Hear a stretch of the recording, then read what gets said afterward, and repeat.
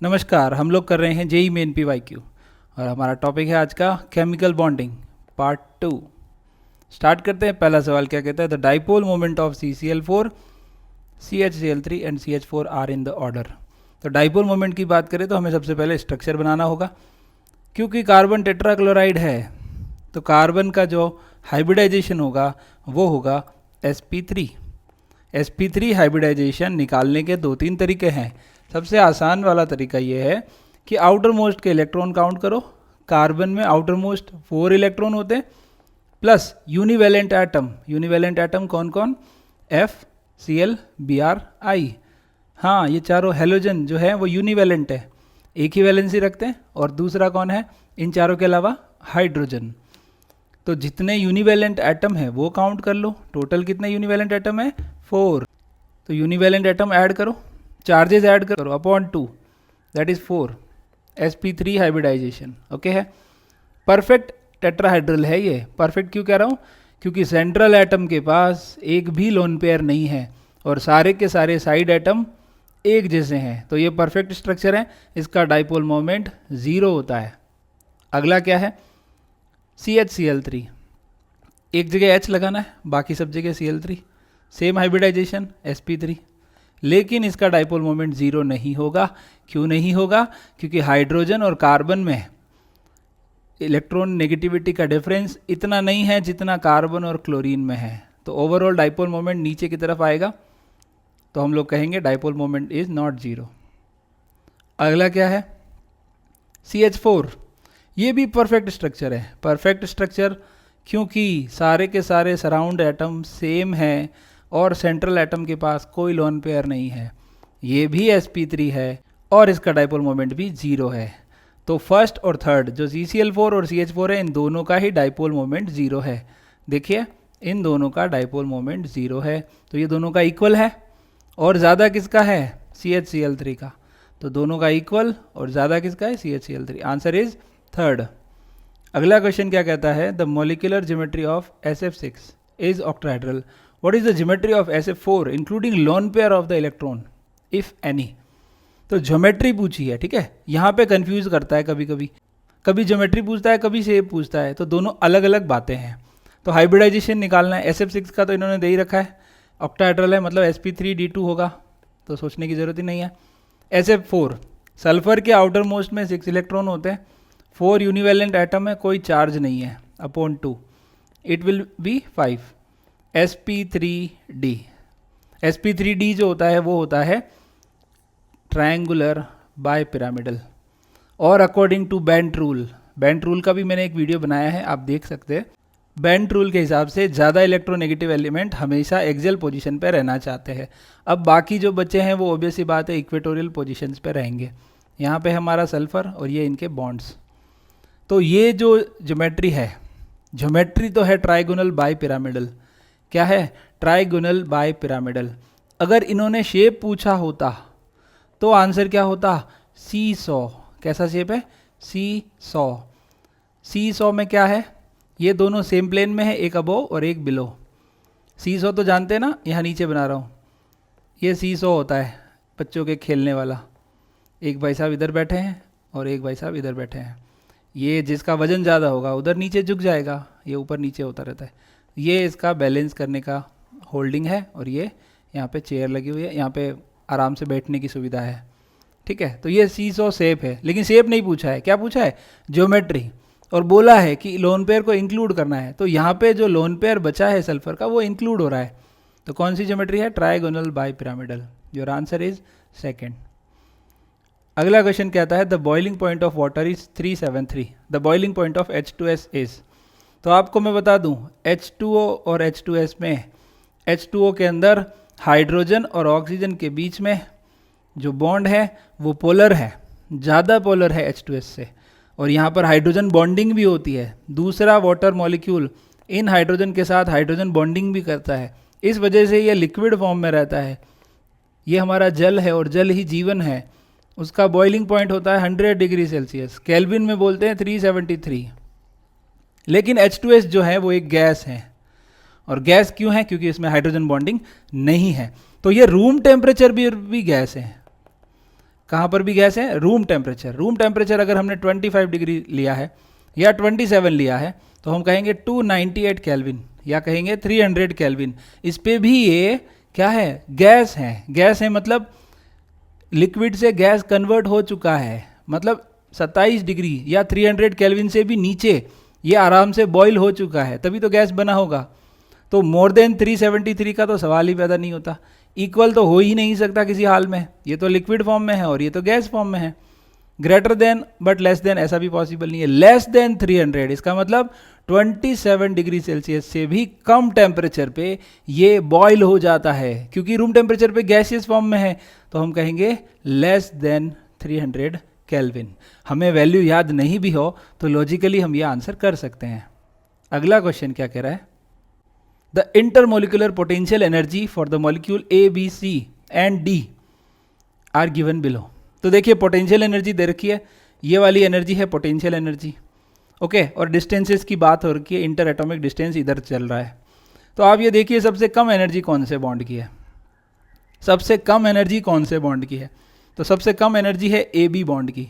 मैं मार्क कर देता हूँ, ए बी लीस्ट है, सबसे नीचे है। कहाँ पर है, 500 और 600 के बीच में कहीं है। ए सी और ए डी की सबसे हाईएस्ट एनर्जी है, देखो कहाँ है, 300 और 400 के बीच में है, माइनस में। तो सबसे लीस्ट एनर्जी किसकी, ए बी की। लीस्ट एनर्जी या यूं कहूँ जिसकी एनर्जी सबसे कम होती है वो मोस्ट स्टेबल होता है, ठीक है, मोस्ट स्टेबल। इसमें ना दो तरीके से बोल सकते हैं। अगर कोई बॉन्ड फॉर्म हो रहा है तो जो एनर्जी रिलीज हुई है उसको बोलेंगे बॉन्ड एनर्जी। तो जितनी एनर्जी रिलीज हुई है ना उतनी ही तो देनी पड़ेगी वापस उसको तोड़ने के लिए। जब तोड़ेंगे तब बोलेंगे बॉन्ड डिसोसिएशन एनर्जी। तो आप देखिए कि ए बी में लगभग अगर मैं कहूँ तो -400 किलो जूल पर मोल एनर्जी रिलीज हुई है, तो उतनी ही देनी पड़ेगी। मतलब सबसे ज़्यादा एनर्जी ए बी को ही देनी पड़ेगी क्योंकि वो मोस्ट स्टेबल है। अगर मोस्ट स्टेबल है इसका मतलब स्टिफेस्ट है, सबसे टफ बॉन्ड है। तो this is your correct answer. Direct हो रहा है ये क्वेश्चन, 2020 में आया था। स्टिफेस्ट बॉन्ड, सबसे स्ट्रॉन्ग बॉन्ड कौन सा होगा, ए बी।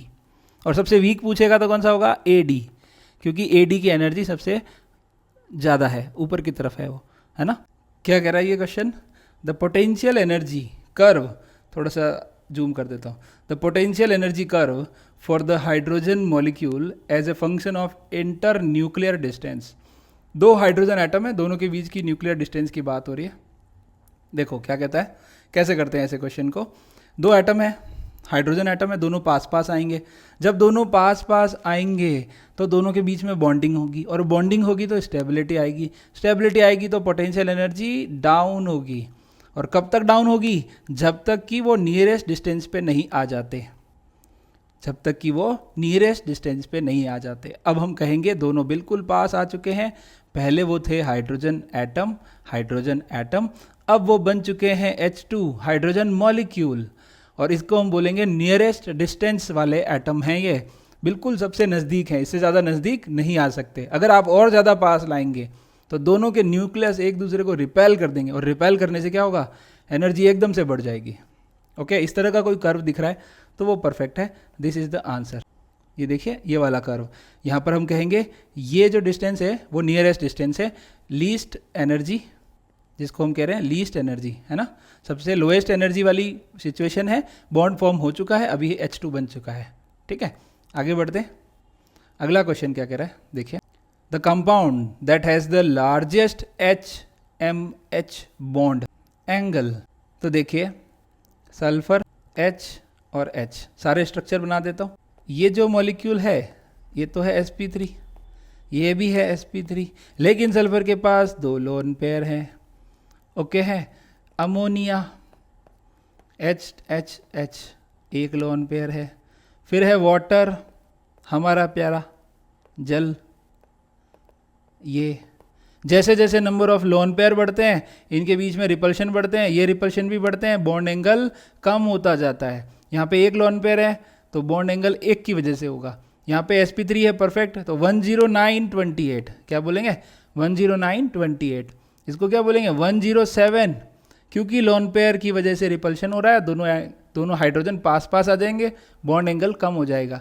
किसके थ्रू बता रहा हूँ मैं, VSEPR, valence shell electron pair repulsion theory. ये कहती है जैसे जैसे नंबर ऑफ लॉन पेयर बढ़ेंगे ना, वैसे वैसे रिपल्शन बढ़ेगा, बॉन्ड एंगल कम हो जाएगा। तो यहाँ पर आते आते 107 से भी और कम 104.5 हो जाता है। ठीक है, फिर अब हम सल्फर और ऑक्सीजन की बात करें तो ध्यान से देखिएगा, ऑक्सीजन ज़्यादा इलेक्ट्रोनेगेटिव है, तो ये जो बॉन्ड के इलेक्ट्रॉन है ना, वो दोनों में वाइट कलर से शो कर रहा हूँ, ये दोनों ऑक्सीजन के पास रहेंगे, तो और ज़्यादा पास है, इसलिए बॉन्ड एंगल ज़्यादा है। सल्फर वाले में ऐसा नहीं है, सल्फर वाले में थोड़े दूर रहेंगे, सल्फर का इलेक्ट्रोनेगेटिविटी कम है, ऑक्सीजन का इलेक्ट्रॉन नेगेटिविटी ज़्यादा है, तो ये जो पेयर है ऑक्सीजन में और सल्फर के पास चला जाता है, तो ज़्यादा रिपल्शन से बॉन्ड एंगल ज़्यादा होता है। लेकिन सल्फर वाले का तो और कम है, 92 के आसपास वैल्यू आती है। तो आपसे क्या पूछा है, लार्जेस्ट बॉन्ड एंगल पूछा है, कौन सा एंगल, लार्जेस्ट। तो हाईएस्ट कौन सा हो गया, 109.28, किस में है, CH4 में है। अगला क्वेश्चन देखते हैं, the correct set from the following in which both pair are in correct order of melting point. जब भी मेल्टिंग पॉइंट की बात आ रही है मतलब सॉलिड को मेल्ट करने की बातें हो रही है, और जब सॉलिड की बात आती है तो हम लोग बोलेंगे क्रिस्टलाइन सॉलिड की बात, क्योंकि ये सारे आयनिक कंपाउंड है तो क्रिस्टलाइन सॉलिड बनाएंगे। क्रिस्टलाइन सॉलिड जो होते हैं उनका मेल्टिंग पॉइंट डिपेंड करता है डायरेक्टली लैटिस एनर्जी पे, और जो लैटिस एनर्जी होती है वो डायरेक्टली डिपेंड करती है चार्जेस पे, Z+ और Z-, irrespective of their charge. मतलब +1 है तो भी 1 कंसिडर करेंगे, -1 है तब भी 1 कंसिडर करेंगे, मॉड लगा देता हूँ। और लैटिस एनर्जी किस पे डिपेंड करती है, रेडियस के ऊपर डिपेंड करती है। जब रेडियस और चार्ज दोनों वेरी कर रहे हो तो हम लोग चार्ज पहले देखेंगे। तो पहला कौन है, LiCl और LiF, दोनों में ही +1 -1 +1 -1, तो चार्ज से तो देखना नहीं है, रेडियस से देखना है। रेडियस किसका ज़्यादा है, Cl का रेडियस ज़्यादा है, Cl का रेडियस ज़्यादा है तो लैटिस एनर्जी कम है, तो मेल्टिंग पॉइंट भी कम होगा, तो LiCl का मेल्टिंग पॉइंट कम होगा। ऐसे दो ऑप्शन में दे रखा है। दूसरा NaCl और MgO, कौन कौन है, NaCl और MgO। तो देखिए +1 -1 +2 -2, तो चार्ज किस में ज़्यादा है, देखो 2 × 2 4 हो जाएगा, चार्जेस ज़्यादा है, ऐसे मार्क करता हूँ। लैटिस एनर्जी चार्जेस पे डिपेंड करती है, चार्ज ज़्यादा है, लैटिस एनर्जी ज़्यादा, तो मेल्टिंग पॉइंट भी ज़्यादा। तो किसका ज़्यादा होगा मेल्टिंग पॉइंट, मैग्नीशियम ऑक्साइड का, क्योंकि उसके चार्जेस ज़्यादा हैं, तो इसमें मैग्नीशियम ऑक्साइड को हायर बोला है। देखो देखो, आंसर इज सेकंड। एक बार मेरे साथ बोलो, melting point depend on lattice energy, lattice energy depend on, बोलो बोलो, चार्ज एंड रेडियस, रेडियस पे इनवर्स और चार्ज से डायरेक्टली। ठीक है, which among the following species has unequal bond lengths, unequal bond length. Structure बना देते हैं सबके, देखिए जिनोन जो है उसके आउटर मोस्ट में 8 इलेक्ट्रॉन होते हैं, 4 यूनिवेलेंट है, अपॉन 2 चार्ज तो है नहीं, 12/2 दैट इज 6, मतलब sp3d2 है ना। तो sp3d2 में ऑक्टाहेड्रल होना चाहिए, तो चारों फ्लोरीन जो है वो इस तरह से रहेंगे। किसी के मन में अगर आ रहा हो कि बेंट रूल के अकॉर्डिंग फ्लोरीन तो कहाँ रहते हैं, फ्लोरीन तो एक्सियल पोजीशन पे रहते हैं, तो मैं आपको बता दूं ऑक्टाहेड्रल में सारी पोजीशन एक जैसी होती है। देखिए जरा, ये आपको लग रहा था लोन पेयर एक्सियल पे है, अब देखो ये येलो कलर का जो प्लेन है, तो ये दोनों फ्लोरीन जो है वो एक्सियल पे हो गए ना। प्लेन अगर आप बदल दोगे तो आपको एक्सियल पोजीशंस अलग अलग दिख जाएगी, पता चल जाएगी। तो सारी एक्सियल है, एक जैसी है, कोई दिक्कत नहीं है। तो ये कैसा है, स्क्वायर प्लेनर है, कैसा है, स्क्वायर प्लेनर, तो चारों की चारों बॉन्ड लेंथ एक जैसी होगी। दूसरा Bf4-, कौन है, Bf4-, तो मैं यहाँ बना देता हूँ F F F और F। वैसे तो Bf3 था, पर F- ने आके कोऑर्डिनेट बॉन्ड बना दिया, तो हमें पता नहीं चलेगा कि किसने कोऑर्डिनेट बॉन्ड बनाया। सपोज मैं इसको नाम दे देता हूँ, इसने बनाया है, तो हो सकता है किसी पे भी हो, सेम टू सेम दिखेंगे सारे, sp3 हाइब्रिडाइजेशन, सारी बॉन्ड लेंथ एक जैसी, हमें पता कभी नहीं चल पाएगा कि कौन से फ्लोरीन ने बना रखा है। परफेक्ट स्ट्रक्चर है, ये भी टेट्राहेड्रल ज्योमेट्री रखता है। SF4, सल्फर आउटर मोस्ट में 6 है, 4 फ्लोरीन है, 10 हो गया, 6 + 4 10, 10/2 5, मतलब कि ये ट्राइगोनल बाई पिरामिडल होगा। Trigonal bi pyramidal, fluorine fluorine axial position पे बैठेंगे, ये 2 फ्लोरीन ऐसे हैं, ये 2 फ्लोरीन ऐसे, यहाँ पे कौन रहेगा, लोन पेयर। लोन पेयर को थोड़ा सुंदर बनाया जाए। ये देखिए, अब मैं आपको एक चीज़ बता देता हूँ, ये जो दोनों बॉन्ड हैं इनको बोलते हैं इक्वेटोरियल बॉन्ड, और ये टॉप वाला और ये बॉटम वाला इनको बोलते हैं एक्सियल बॉन्ड। कौन से बॉन्ड हैं? Axial bond.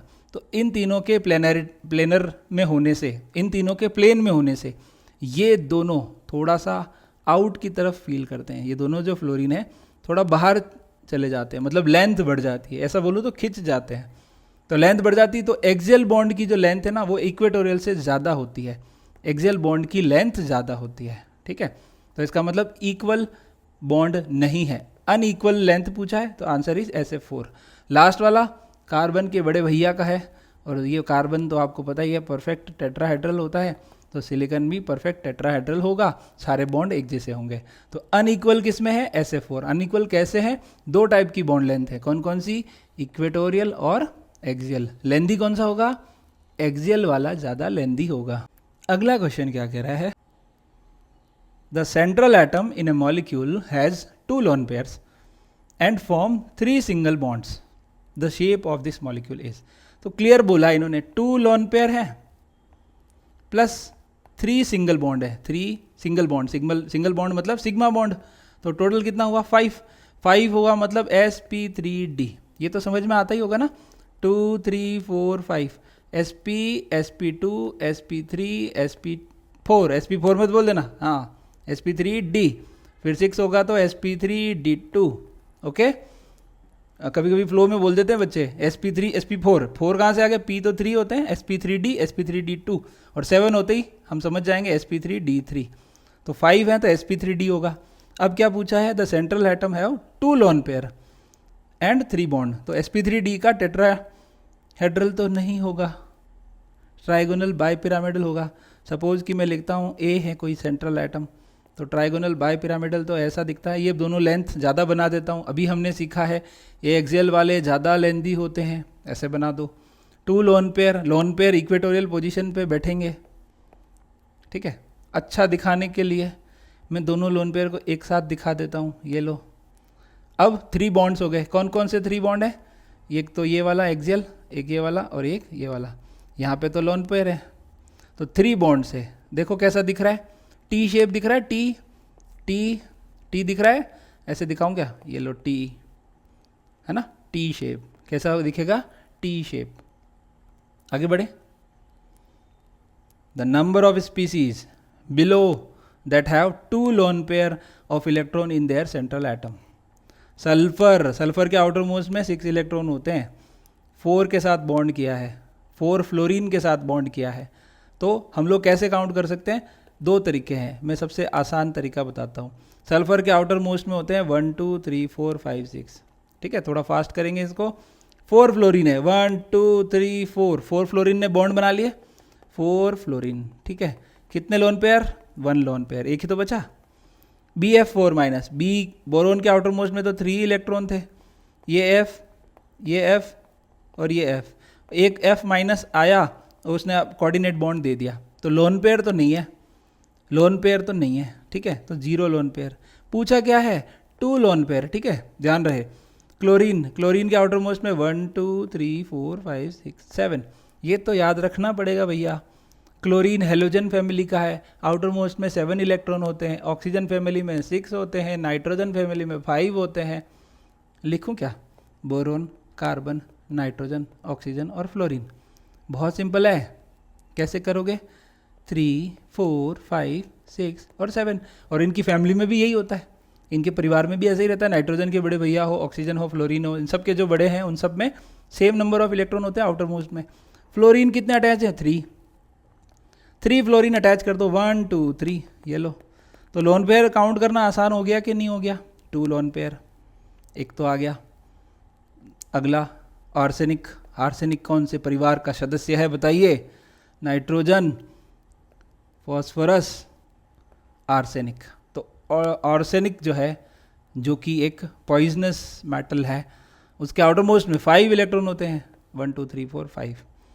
3 फ्लोरीन अटैच है, 1 2 3 फ्लोरीन अटैच, तो एक लोन पेयर बच गया ना। PCl5, फॉस्फोरस के आउटर मोस्ट में भी 5 हैं, ये भी हमारे नाइट्रोजन परिवार का ही सदस्य है। तो इन सब के 7 क्लोरीन लगे हुए हैं। कितने क्लोरीन लगे हुए हैं, क्यों मत समझ लेना इसको, ये Cl था। कितने क्लोरीन है, 5 क्लोरीन। 0 लोन पेयर, कितने लोन पेयर, 0। जिनोन भाई साहब हमारे नाइट्रोजन फैमिली के नहीं है, नियॉन फैमिली के। नियॉन वाले 8 इलेक्ट्रॉन रखते हैं, 1 2 3 4 5 6 7 8। 4 फ्लोरीन लगा दीजिए, 4 फ्लोरीन। ये बना के दिखा रहा हूँ आपको मैं, देखो ये 2 लोन पेयर, 2 लोन पेयर और SF6। सल्फर के आउटर मोस्ट में 6 होते हैं और 6 के 6 फ्लोरीन के साथ अटैच्ड हैं। बॉन्ड नहीं, बॉन्ड बना रहा हूँ, फ्लोरीन नहीं लिखूँ तो भी चल जाएगा, चलो लिख ही देते हैं। 0 लोन पेयर, कितना है, 0। अब ये क्वेश्चन कैसे भी घुमा के पूछ लेता, बोलता 0 वाले कितने हैं, 1 वाले कितने हैं, 2 वाले कितने हैं। तो 2 वाले कितने हैं, ये रहा 2 वाला। 2 वाले कितने हैं, 2 molecules are there in which central atom have 2 lone pairs. Okay है, 0 वाले 3 हैं, 1 वाले 2 हैं। मैच द लिस्ट, अच्छा सवाल है। SF4 कैसे करोगे, 2 तरीके हैं। वो वाला काउंटिंग वाला तो बता ही दिया था, दूसरा तरीका देख लो। 6 सल्फर के आउटर मोस्ट में 6 होते हैं, 4 फ्लोरीन अटैच कर दो तो कितने सिग्मा बॉन्ड हुए, 4 sigma, 1 lone pair, total 5। sp3d, sp3d दिख रहा है 3, ये रहा। A का 3 ओ लो भाई साहब, एक ही ऑप्शन है 2021। बढ़िया मजाक कर दिया, इतना बढ़िया सवाल बनाया और एक ही ऑप्शन दिया है जिसमें SF4 का sp3d है। तो बाकी चेक करना ही नहीं है एग्जाम में, लेकिन मैं करके बताऊंगा आपको। आयोडीन आउटर मोस्ट में कितने होते हैं, 7। फ्लोरीन कितने हैं, 5। 1 2 3 4 5 sigma bond, 1 lone pair, total 6 है। sp3d2 ये B1 है, देखो B1 है, ओके है। NO2 प्लस, नाइट्रोजन के आउटर मोस्ट में कितने हैं, 1 2 3 4 5। 5th वाला जला गया, प्लस लगा दिया मैंने, 2 ऑक्सीजन लगा दिए, ये रहो दोनों ऑक्सीजन। ये सिग्मा 2 सिग्मा बॉन्ड्स हैं, 2 सिग्मा बॉन्ड है। पाई बॉन्ड हाइब्रिडाइजेशन में पार्टिसिपेट नहीं करता, या यूं कहूँ हाइब्रिड ऑर्बिटल पाई बॉन्ड नहीं बनाते। सिर्फ एक ही एग्जाम्पल मैं जानता हूँ जिसमें हाइब्रिड ऑर्बिटल पाई बॉन्ड बनाते हैं। आपको वो कमेंट में बताना है मुझे, ऐसा कौन सा एग्जाम्पल है जिसमें हाइब्रिड ऑर्बिटल पाई बॉन्ड बनाते हैं। ठीक है, कमेंट करेंगे और मुझे बताएंगे अगर आप जानते हैं तो, नहीं तो नेक्स्ट वाले वीडियो में मैं बता ही दूंगा। तो 2 सिग्मा बॉन्ड है, 2 सिग्मा मतलब S और P, 2 ऑर्बिटल से काम बन जाएगा। NO2 प्लस है, sp हाइब्रिडाइज्ड। देखिए 5th है NH4 प्लस। नाइट्रोजन के आउटर मोस्ट में 5 इलेक्ट्रॉन है, 1 2 3 4 5। 5th वाला गया, ऐसे कर सकते हो आप, कोई दिक्कत नहीं आती। 5th वाला गया, 4 हाइड्रोजन अटैच्ड हैं, 4 हाइड्रोजन अटैच्ड हैं। और 4 हाइड्रोजन अगर अटैच्ड हैं तो हम क्या कहेंगे, sp3, क्योंकि 4 बॉन्ड हमारे पास हैं। तो sp3 कौन सा है, D4। देखिए आंसर तो वैसे पहले ही आ गया था। Number of paramagnetic oxide among the following given oxide is, number of paramagnetic oxide. तो देखिए तोड़ दो, सबको तोड़ फोड़ कर दो। Li2O को तोड़ेंगे तो Li प्लस 2 Li प्लस और O पे 2 माइनस। तो ऑक्सीजन में 8 इलेक्ट्रॉन्स होते हैं, 8 कहाँ होते हैं, 6 ही होते हैं ना। आउटर मोस्ट में 6 इलेक्ट्रॉन होते हैं, 8 तो टोटल इलेक्ट्रॉन, सही तो बोल रहा हूँ, गलत थोड़ी बोला। ऑक्सीजन के एटॉमिक नंबर 8 है, आउटर मोस्ट में 8 इलेक्ट्रॉन्स होते हैं, इसने 2 इलेक्ट्रॉन और गेन कर दिए, 8 इलेक्ट्रॉन कंप्लीट, ऑक्टेट कंप्लीट है। तो 0 अनपेयर्ड, 0 लिख देता हूँ, 0 अनपेयर्ड, कोई अनपेयर्ड इलेक्ट्रॉन नहीं है। तो मॉलिक्यूल क्या है, डायामैग्नेटिक। अगला कैल्शियम ऑक्साइड, यहाँ पर भी O2 माइनस, ये प्लस, तो ये भी इसी का भाई है, ये तो सेम ही है, इसमें भी नहीं होगा।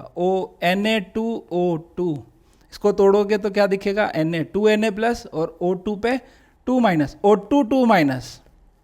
टोटल नंबर ऑफ इलेक्ट्रॉन बताइए 8 प्लस 8 और 2, 8 1 इलेक्ट्रॉन के, दूसरे के 8 और 2 इलेक्ट्रॉन, टोटल कितने हुए, 18 इलेक्ट्रॉन्स। और पिछले ही लेक्चर में मैंने कहा था इवन नंबर वाले सारे के सारे क्या होते हैं, डायामैग्नेटिक होते हैं, 10 and 16 को छोड़ के, B2 और O2 को छोड़ के।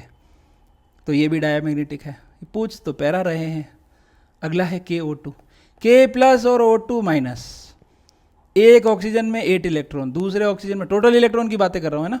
एमओटी से जब आप करोगे ना तो टोटल इलेक्ट्रॉन की बातें करनी चाहिए आपको, ठीक है, वैसे कोई दिक्कत नहीं आती। तो मैं क्या कह रहा हूँ, O2 माइनस मतलब एक ऑक्सीजन में 8 है, 2 ऑक्सीजन का 16 है, प्लस 1 17। देखो भैया नाचो खुश हो जाओ, ये ऑड इलेक्ट्रॉन है। ऑड नंबर आते ही नाचो खुश हो जाओ, हम कहेंगे ये पैरामैग्नेटिक है। तो एक स्पीसीज तो हमको मिल गई पैरामैग्नेटिक। MgO, Mg+2O2 माइनस, ये भी नहीं हो सकती पैरामैग्नेटिक। K2O मतलब K2 प्लस और O2 माइनस, ओके है, तो ये भी पैरामैग्नेटिक नहीं हो सकती। सिर्फ एक ही स्पीसीज है, तो यहाँ जो उसमें होश नहीं खोना है, सिर्फ एक ही आंसर है, तो एक आंसर के एक मत लगा देना। देखिए ये 1 यहाँ है, तो आंसर इज 3rd। ध्यान रहेगा, जोश जोश में कभी कभी होता है कि आंसर 1 आया है तो 1 लगा दिया, गोला भर दिया 1, या फिर कंप्यूटर में टिक कर दिया 1, तो ऑप्शन देख लेना 1 कहाँ लिखा है, 1 is 3rd option. Next class के अंदर हम लोग थर्मोडाइनमिक्स करेंगे। ये वीक खत्म होने के बाद हम लोग 12th के कुछ चैप्टर लेंगे। पहले मैं सोच रहा था इक्विलिब्रियम, उसके बाद काइनेटिक्स, और फिर 12th के इलेक्ट्रोकेमिस्ट्री, और इस तरह से पूरा 11th और 12th के सारे चैप्टर्स के पुराने क्वेश्चन हम लोग अभी कर रहे हैं। जो नए लेटेस्ट क्वेश्चन है 22, 23, 24, इसके लिए हमारी बैक एंड टीम काम कर रही है, जल्दी से बन जाएंगे तो उनके भी फिर सारे क्वेश्चन हम लोग डिस्कस करेंगे। आज के लिए इतना ही, धन्यवाद।